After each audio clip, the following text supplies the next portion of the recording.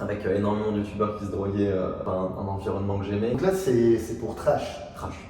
Et combien de millions d'abonnés? 2 millions 2 millions. à l'époque. À l'époque, et Là, là, 3. 4 personnes connues et qui vont pouvoir en vivre. T'en as 2000 qui en vivent pas. Salut Lohan! Salut. Très content de t'avoir avec moi pour cette interview. Merci. Franchement, je te remercie beaucoup d'être venu Pas de et soucis. puis d'avoir bien voulu te prêter au jeu. Avec plaisir. Est-ce que tu veux te présenter? Ouais, bien sûr. Alors, moi c'est Lohan, je fais des vidéos sur YouTube depuis beaucoup, c'est la manière simple de me présenter, on va dire. Je fais des vidéos sur YouTube depuis 10 ans, j'ai fait énormément de chaînes YouTube. Là, depuis un an et demi, j'ai ma nouvelle chaîne à moi, type journal de bord, où je raconte ma vie globalement. Je raconte mes pensées, mes trucs. Le but final étant toujours, de manière totalement, on va dire, apolitique ou quoi que ce soit, sans prôner aucune vision spécifique. L'amélioration mentale, tu vois, devenir plus fort mentalement, plus résilient, que ce soit par des épreuves physiques ou des épreuves mentales justement. Et on peut dire que c'est le thème très global de ma chaîne. Avant ça, j'ai fait du jeu vidéo, beaucoup, donc sur les chaînes Trash à l'époque. Et encore avant ça, je faisais encore des trucs dans mon coin sur internet. J'ai toujours fait des vidéos sur YouTube et c'est la manière simple de me présenter. Aujourd'hui, j'ai ma communauté donc sur YouTube, c'est-à-dire des gens, une communauté de youtubeurs, tout un réseau de youtubeurs où on parle de YouTube, on fait des conférences sur YouTube, c'est le sujet, c'est entre guillemets mon business. Et j'ai également une boîte de production pour les youtubeurs, donc toute ma vie tourne autour de YouTube. On va développer ça. Tu sais déjà, je voulais te remercier d'être là parce que t'es professionnel, t'es un professionnel, c'est-à-dire que là c'est comme si, pour ceux qui s'y connaissent pas trop, c'est comme si t'invitais un joueur de foot professionnel à venir taper un truc de quartier où tu mets 4 buts avec, tu mets 4 sacs. Tu disais pour faire les buts et tu dis ouais, ça y est, maintenant c'est le terrain, alors que le gars il fait des compétitions au niveau national, international. C'est vraiment ça dont il faut se rendre compte. Et là c'est vraiment un terrain de foot, c'est-à-dire avec les portables posés comme ça, on est en mode cool. Pareil, je sais que tu es professionnel, c'est-à-dire que tout ce que tu fais est réfléchi, tes vidéos sont réfléchies, tes idées, toute ta façon de l'amener. Là on est à l'arrache, tu as voulu te prêter au jeu, c'est-à-dire que c'est là où je te remercie encore, c'est que tu sais même pas les questions que je vais te poser. Il n'y a pas de souci. Donc il y a même pas il y a zéro préparation. Donc, encore une fois, merci de venir jouer au foot des quartiers. Mais merci de m'inviter, c'est très bien. Comme ça, les 2 caméras, c'est pro, il y y a 2 caméras déjà. Déjà, t'as vu? Et un micro-cravate. Je me suis amélioré parce que t'aurais vu les premières vidéos, t'entends rien. La résonance, elle capte.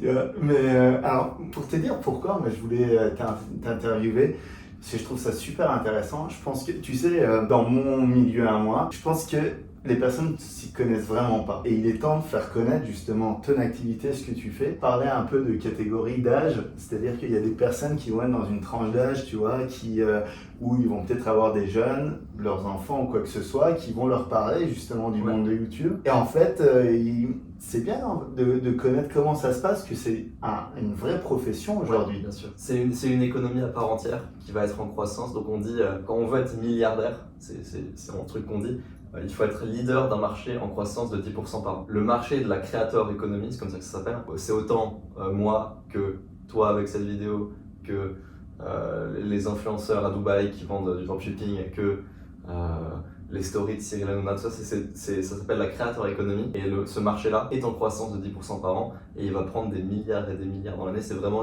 c'est un secteur à part entière de l'économie, tu vois, aujourd'hui. J'ai tendance à penser que tout le monde devrait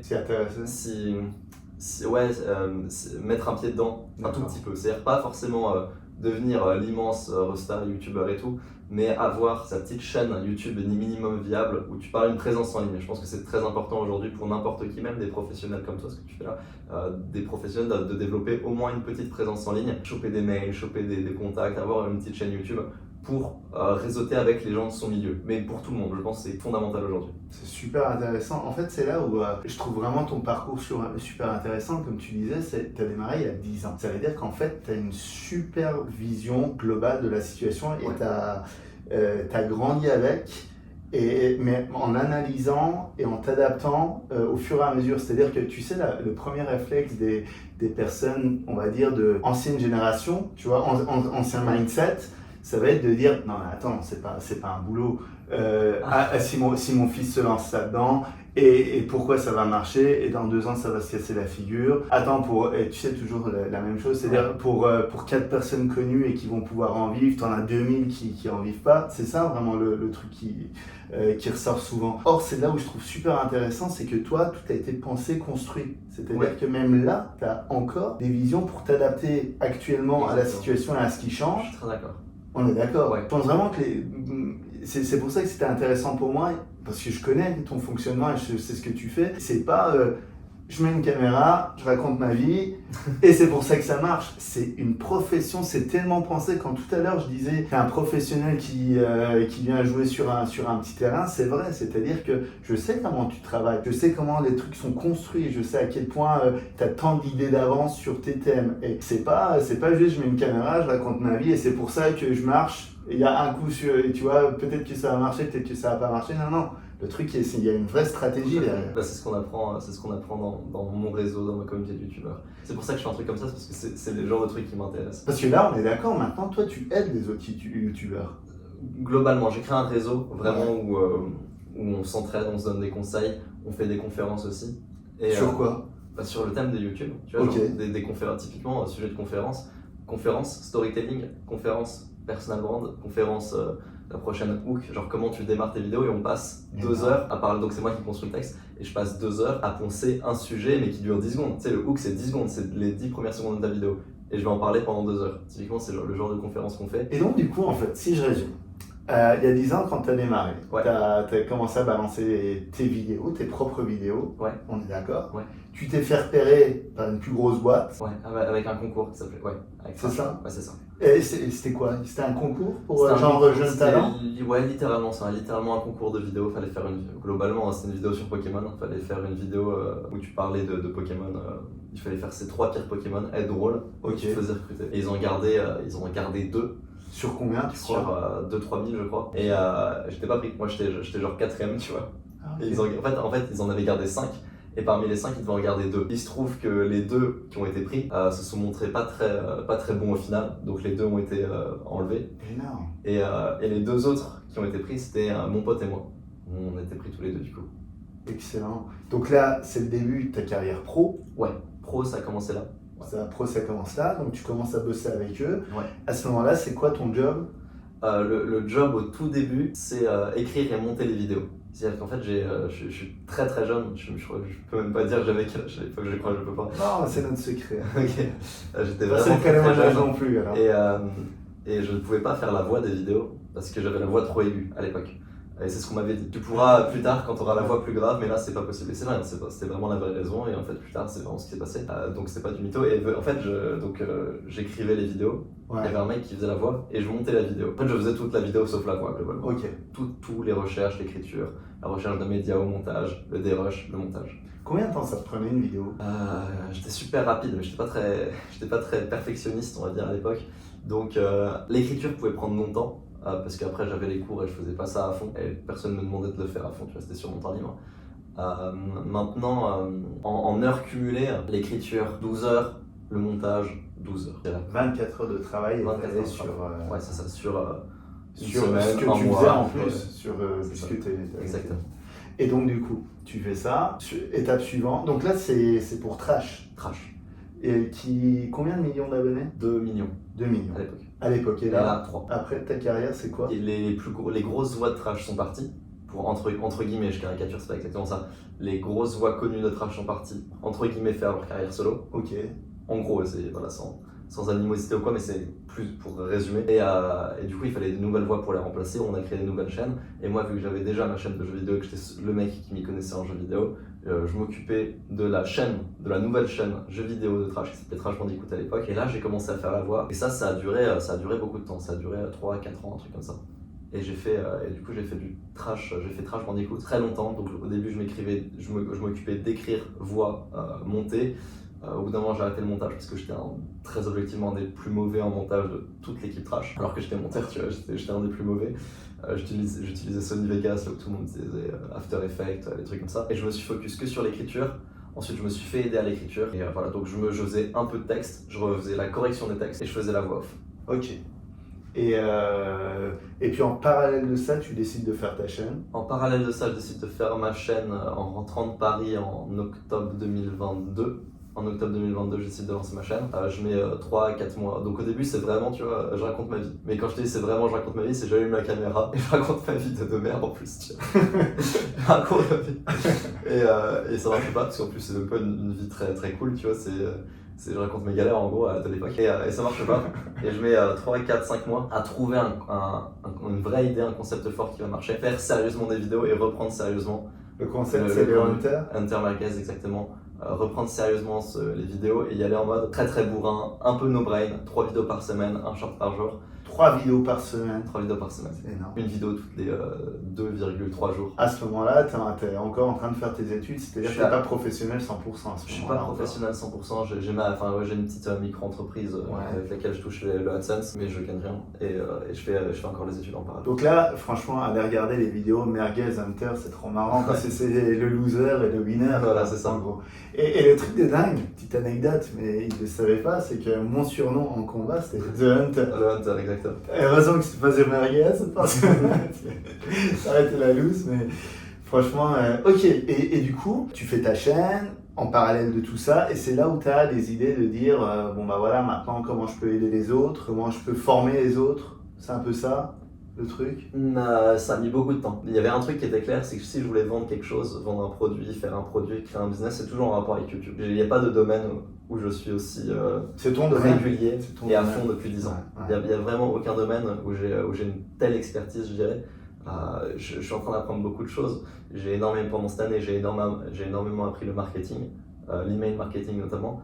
Maintenant, je ne me sens pas expert du tout. Je considère que j'ai le talent minimum viable, mais du coup quand j'ai eu mes 100 000 abonnés, parce que c'était l'objectif, tu peux pas faire une vidéo comment devenir youtubeur si toi-même t'as pas 100 000 abonnés, donc je me suis fixé l'objectif de 100 000 abonnés, et une fois que j'ai eu 100 000 abonnés, j'ai sorti une vidéo payante pour apprendre aux gens à faire 100 000 abonnés, donc vidéo qui coûtait 47 € TTC, globalement ouais, c'est super bien. Comment avoir 100 000 abonnés, vidéo de 2 heures que tu as vu d'ailleurs, entre guillemets une formation, une formation de 2 heures, donc qui coûtait 47 € à l'époque, qui avait fait un carton, mais vraiment un carton plein, tu vois, genre plein de gens l'avaient acheté. Quand les sous, entre guillemets, ont commencé à rentrer, donc à ce moment-là, je venais d'arrêter la fac, on est en octobre 2023, je viens d'arrêter la fac, et ça commence à se calmer dans ma tête, mes parents commencent à être rassurés, et que c'est moins brumeux, c'est moins tu sais où tu vas. J'arrive à me situer, je commence à bosser sur du coup ma communauté de youtubeurs, et là pareil, je l'ai sorti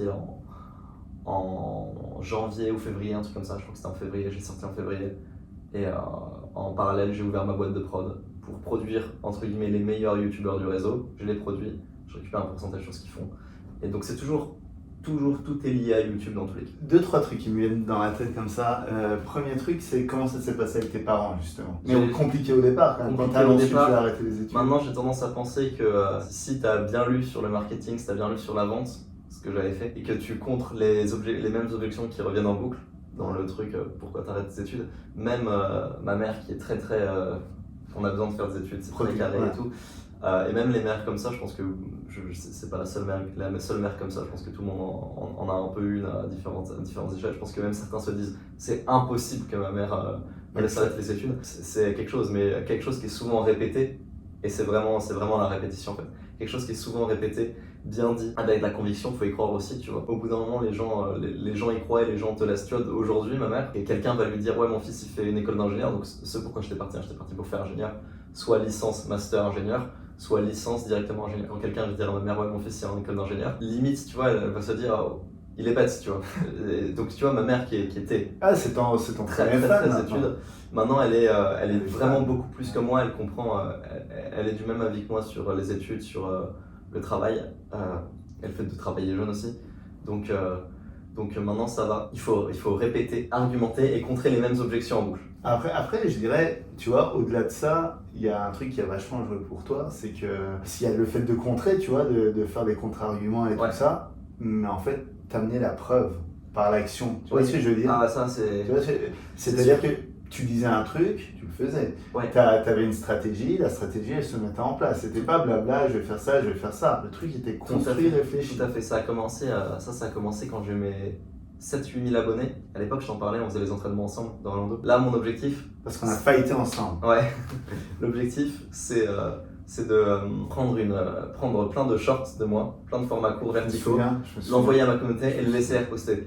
Et c'est une idée que j'avais eu un soir, que j'ai mis en place très très vite, en moins d'une semaine, j'avais payé des gens, des trucs et tout. C'est vraiment low cost, hein. J'avais payé un mec pour faire les sous-titres, un mec pour découper et tout, ça me coûtait peut-être 300 balles à l'époque. Et c'était une stratégie qui a marché et qui a furieusement bien marché. C'est-à-dire qu'encore aujourd'hui, les TikTok à l'époque, les shorts de moi verticaux ont tellement bien marché qu'encore aujourd'hui, les gens viennent shorter les vidéos que je fais actuellement pour avoir du nouveau contenu, tu vois, du nouveau contenu short vertical. C'est une stratégie qui a furieusement marché. En fait, c'était le premier déclic de ok, je dis un truc, une semaine plus tard, il est en place et c'est fait. Et les résultats en plus sont là. C'est-à-dire que tu vois, ça arrive les échecs. Ça arrive vraiment, tu vois, tu te dis je vais faire un truc, tu le fais, ça marche pas. Tu confrontes ton offre au marché, tu confrontes le produit au marché, et le feedback du marché c'est que ton offre elle est nulle ou que ça ne plaît pas et il faut recommencer. Mais j'ai vraiment eu une ligne verte pendant 1 an où je travaillais énormément, mais j'ai aussi la chance de tout ce que je faisais marcher très bien. Tu vois, j'aurais pu sortir ma vidéo payante, faire 100 ventes. J'en ai fait 3000. Tu sais ce que je veux dire? Moi, tu le sais, ça. On se connaît depuis longtemps. J'y ai cru, toujours cru. Ouais, s'il y a une personne à qui j'ai cru tout de suite, je savais, parce que, encore une fois, tu connais mon parcours. En fait, le truc que je déteste, tu sais, c'est le blabla. Ouais. C'est les gens qui disent je vais faire, nanana. Je suis d'accord. Ou j'ai fait. Mais en fait, quand tu creuses, putain, il n'a rien fait du tout, mon gars. De quoi tu me parles? C'est que du blabla. Tu vois ce que je veux dire? C'est que du blabla. Et je déteste ce truc-là parce que moi-même, je suis dans l'action, tu le sais. C'est ça qui, moi, dès le début, m'avait prouvé que le mec, il sait ce qu'il fait, il sait où il va. Il dit un truc, il le fait. Il dit qu'il a fait un truc, il l'a vraiment fait. C'est pas du mytho. Et ça, c'est la grosse différence, quel que soit le domaine, en fait. En combat, en YouTube, en chirurgie, en ce que tu veux, c'est la même, en fait. Ouais. C'est fou. Et à l'époque, du coup, avec mes parents, c'était pas forcément le cas au lycée, tu vois. Ouais. Au lycée, en fait, ça fait très très longtemps que je dis à mes parents, ouais, je veux pas faire d'études, je vais arrêter les études. Après le bac, j'arrête les études, je me lance sur YouTube. La vérité, c'est que je disais ça à l'époque, j'y croyais même pas au fond de moi et j'avais peur. Tu vois, genre, je disais, allez, donc je gagnais 300, 400, 500, dans mes meilleurs mois, 800 balles par mois, brut, avec YouTube, parce que je travaillais après les cours, c'était pas à 35 heures. Et je disais à mes parents, ouais, je vais arrêter les études pour YouTube. Et la vérité, c'est que si mes parents me disaient, allez, vas-y, je fais non, je vais faire une année et puis on voit après.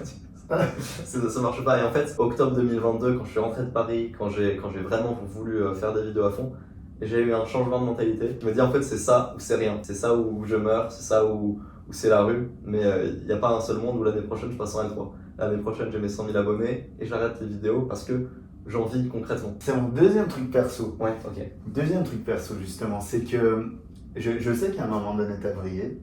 Je sais qu'à un moment donné, t'étais pas bien. Et je sais qu'à un moment donné, t'es revenu dans le game. C'est-à-dire que voilà, t'avais un certain truc, t'as fait une chute de ouf. Et t'es revenu. T'es revenu dans le game et t'es revenu plus solide. J'ai 2-3 questions tu vas pouvoir répondre à toutes en même temps. C'est que pourquoi t'es remonté?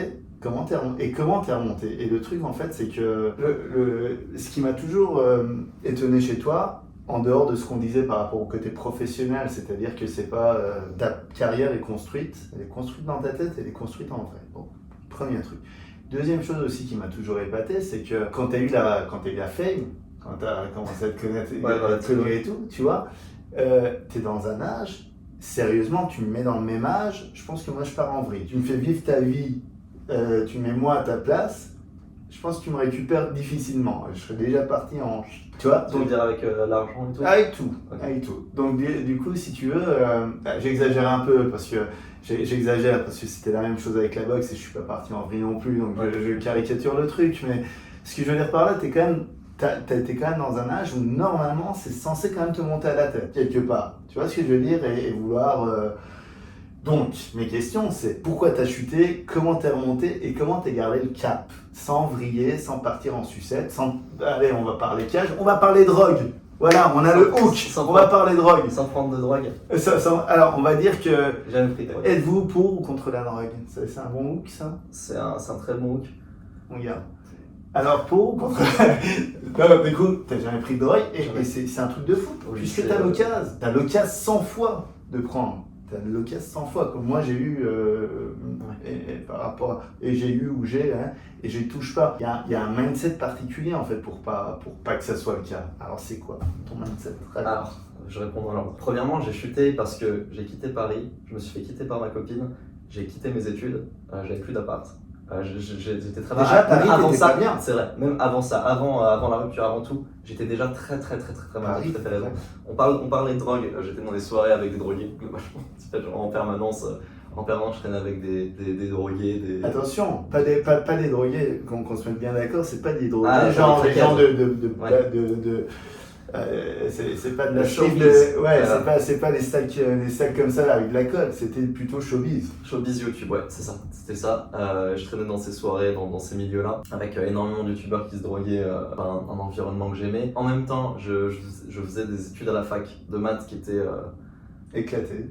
éclatées et qui étaient aussi très dures. C'est-à-dire qu'en fait, ça a beau être la fac à Paris c'est quand même assez dur, Ouais. et le reward est très peu là. C'est-à-dire qu'en fait, quand tu te rends compte que le niveau à Paris est 10x, 10 fois le niveau à Nancy, que le salaire c'est 1,2 fois pour un coût de la vie qui est 1,5 fois, tu vois, Ça n'a aucun sens. ça n'a aucun sens. Tu te dis, j'étais mal, et je commence à réfléchir à tout ça. Je me dis, non, j'ai une prise de conscience qu'il faut que je fasse de l'argent. L'argent, ça a toujours été sans être le seul moteur ou le moteur principal, l'argent, ça a toujours été un moteur. Tu vois, je savais qu'il fallait que j'en fasse beaucoup très vite pour me sécuriser, entre guillemets, tu vois.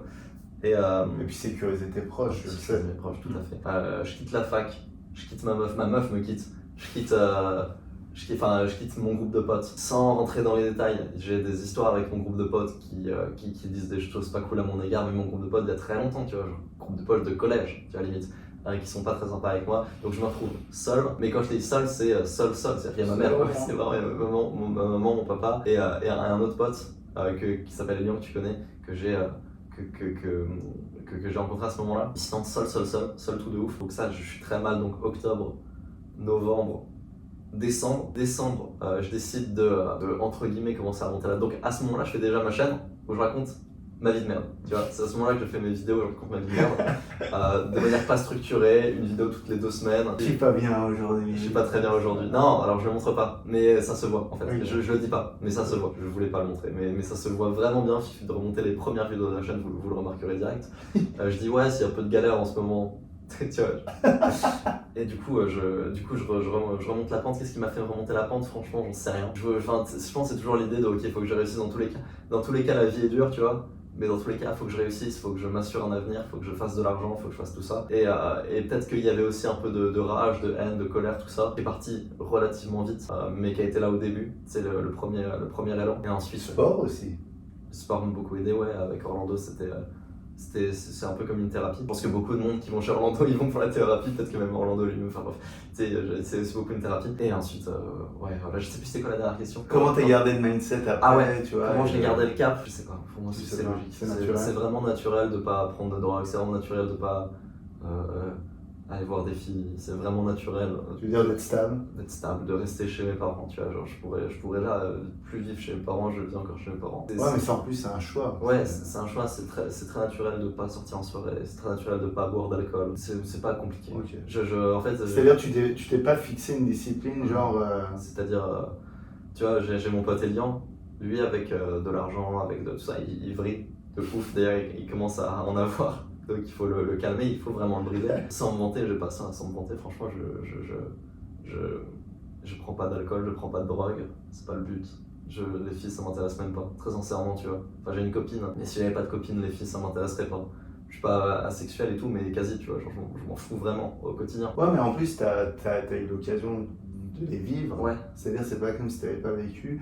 T'as vécu, ça t'a pas Ah plu, oui, exactement. fin de l'histoire. Ouais, c'est pas. Tu vois? C'est pas genre j'ai pas été invité, du coup Ouais. ça m'intéresse pas, non, ça m'intéresse Tu vraiment pas. y étais, ça t'a pas plu. Déjà à l'époque ça fin m'intéressait du pas. game. Quoi. C'est, je suis en soirée, ou alors j'étais à la fac, et les potes ils disaient ouais viens ce soir on va boire, on va en boîte, on va au bar, pourquoi faire, tu sais même danser. Tu vois, je comprends qu'il y a des gens qui aiment bien moi, je le comprends pas. Tu vois, tu danses. je me fais chier. Même regarder une série, ça me fait chier. Enfin, pour moi, quand les gens regardent des séries, je sais pas comment tu peux pas te faire chier devant une série. Tu vois, pour de vrai, c'est comme même devant un film. Pour moi, on se fait chier. Mais toi, je peux te balancer des séries que t'as regardées. Oui, mon gars. c'est vrai, mais Tu rigoles. Mais J'ai ton historique. c'est vrai, mais Qui est-ce qui m'a Breaking poussé Bad. à regarder Breaking Bad? Breaking Bad, c'est vrai. Maintenant, en dehors de ça, je regarde un film, me fait chier. J'écoute de la musique, ça me fait chier la musique, tu vois. J'ai besoin de souffrance, je pense. Vraiment de souffrance. C'est-à-dire aller faire des trucs difficiles, mentalement, mais aussi physiquement. Là, tu reviens à un stage extrême. Ouais, typiquement, tu vois. Stage extrême de 2 jours Ouais. où Camp c'était d'entraînement. dirigé par les militaires, camp d'entraînement. Exactement. En fait, t'aimes bien pousser tes limites et voir jusqu'où tu peux aller. Ouais, en fait, je C'est crois ça. que j'aime bien souffrir, franchement. Pas sur le coup, mais après. Et après, j'en redemande.